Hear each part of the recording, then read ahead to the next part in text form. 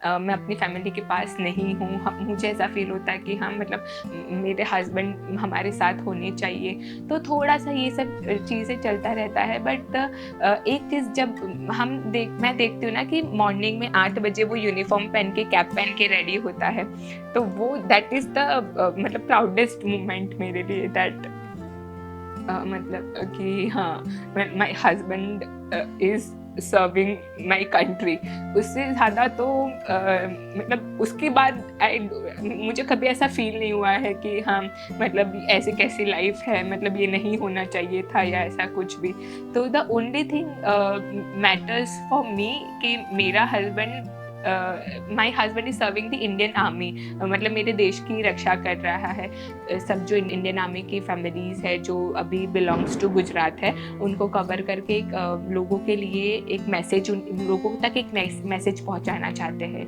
तो special thanks to Ajmera fashion जो जिन्होंने ये इनिशिएट लिया है। नमस्ते, जय हिंद, जय भारत।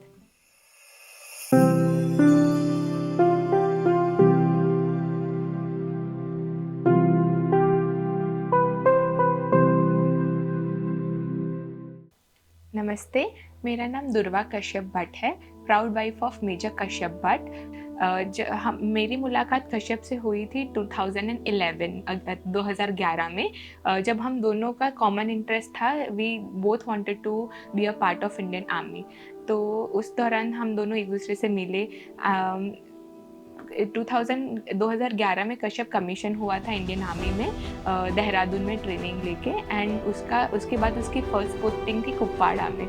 सो कुपवाड़ा के दरमियान वो हमेशा 10 किलोमीटर नीचे आना पड़ता था क्योंकि फ्रंट में कभी भी नेटवर्क नहीं होता, तो वो हमेशा 10 किलोमीटर नीचे आता था मुझसे बात करने के लिए। हम 5-10 मिनट जो भी नेटवर्क मिलता था हम बात करते थे, और फिर वो अगेन वापस ऊपर चला जाते था अपना फ्रंट पोस्टिंग में। वैसे करते करते 7-8 साल बीत गए। उस दरमियान उसकी अलग अलग पोस्टिंग थी। कुपवाड़ा में वो 2 साल था, कुपवाड़ा से वो गया था भटिंडा, भटिंडा से उसका पोस्टिंग आया था भोपाल। भोपाल के दरमियान उसने 2-3 कोर्सेज किए थे महू में, और उसके दरमियान भी उसके बर्थडेज वगैरह आते थे, बट हम कभी एक दूसरे से मिल नहीं पाते थे बिकॉज मैं अलग प्रोफेशन में थी, वो अलग प्रोफेशन में था, तो उसकी वजह से ऐसे हार्डली हम मिल पाते थे एक दूसरे से।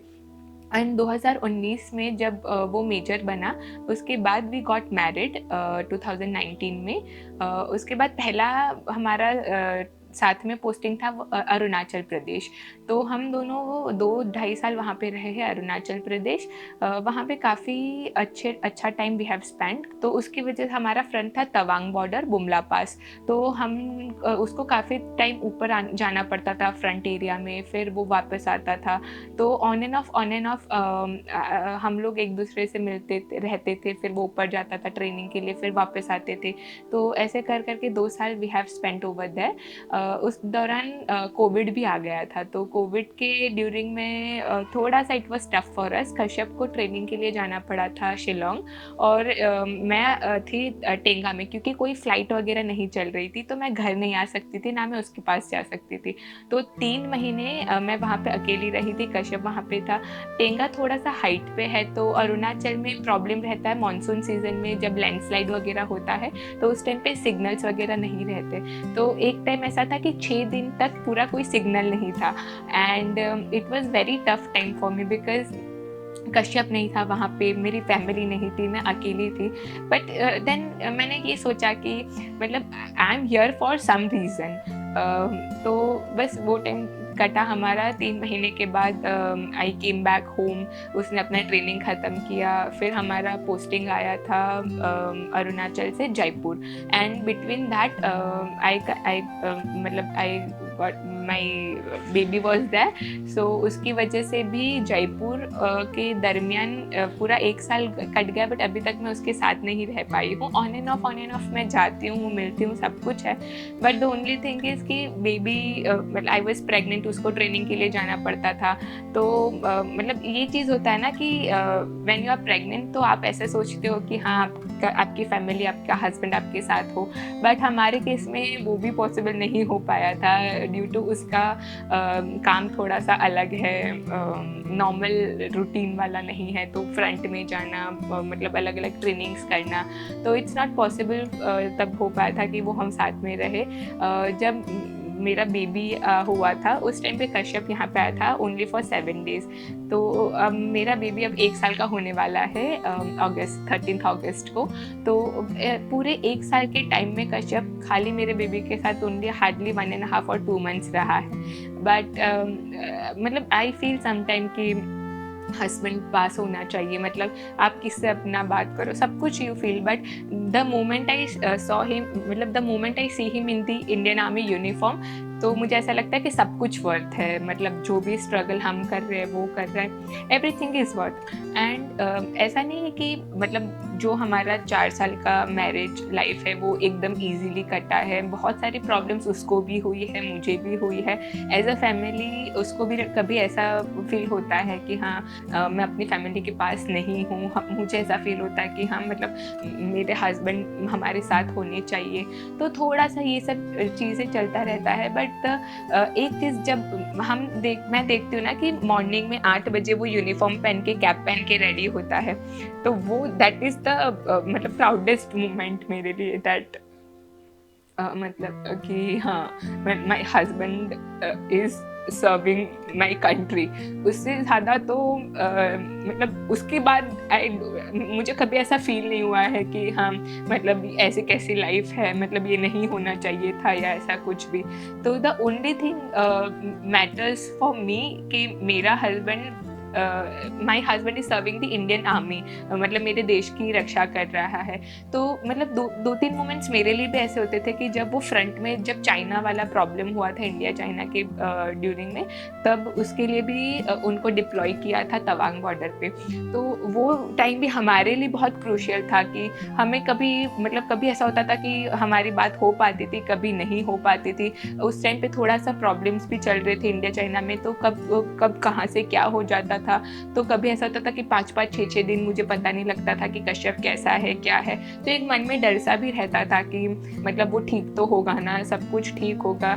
मतलब लोग मतलब सब जगह ऐसा चल रहा था कि इंडिया चाइना का वॉर होगा। और I guess as a part of Indian army, as a part of family, पूरी इंडियन आर्मी की फैमिली बस यही प्रे कर रही थी कि वॉर ना हो बस, बिकॉज सबके हस्बैंड, कोई किसी के पापा, किसी का भाई मतलब फ्रंट में डिप्लॉयड थे, तो नोबडी वांट्स कि उनका कोई अपना वॉर हो और उसमें वो अपने आप को खोए।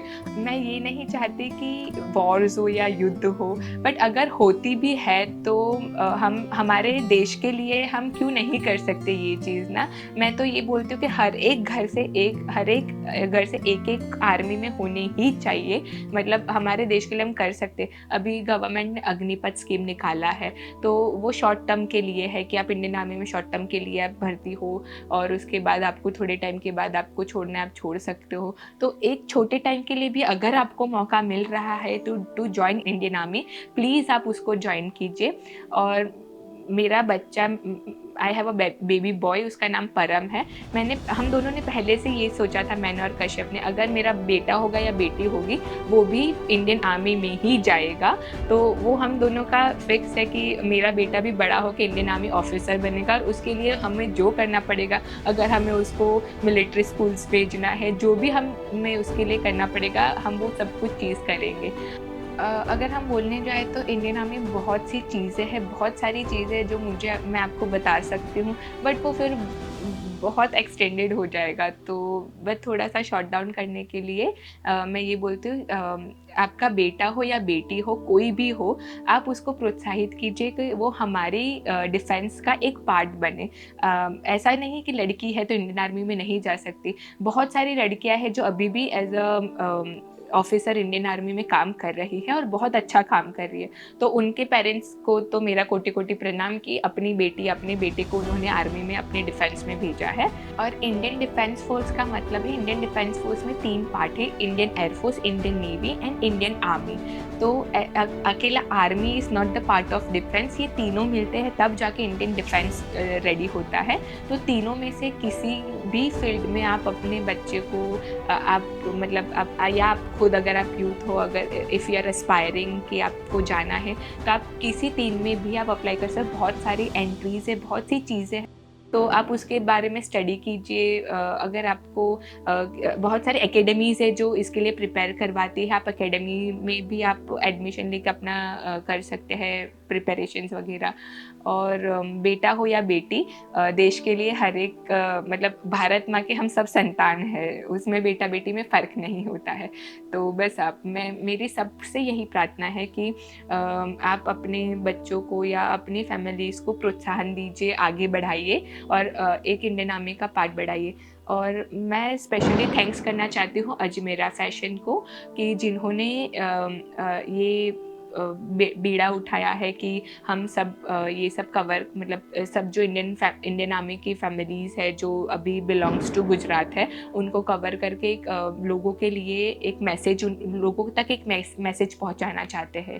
तो special thanks to Ajmera fashion जिन्होंने ये इनिशिएट लिया है। नमस्ते, जय हिंद, जय भारत। भारतीय सेना के दिलेर सिपाही देश की सरहदों की रक्षा के लिए अपने घरों से दूर विषम परिस्थितियों में बंदूक थामे खड़े रहते हैं ताकि हमारा तिरंगा शान से लहराता रहे। मेजर कश्यप भट्ट और उनके जैसे लाखों प्रहरियों के अदम्य साहस और बलिदान को अजमेरा फैशन सलाम करता है। साथ ही सलाम करता है उन माँ बाप को जिन्होंने अपने कलेजे के टुकड़े को देश सेवा के लिए समर्पित कर दिया, उन पति पत्नियों को जिन्होंने अपने जीवन साथी के बिना ही जीवन काटना स्वीकार कर लिया, और उन बच्चों को जिन्होंने न जाने कितने त्योहार उन वीरों के इंतजार में ही गुजार दिए।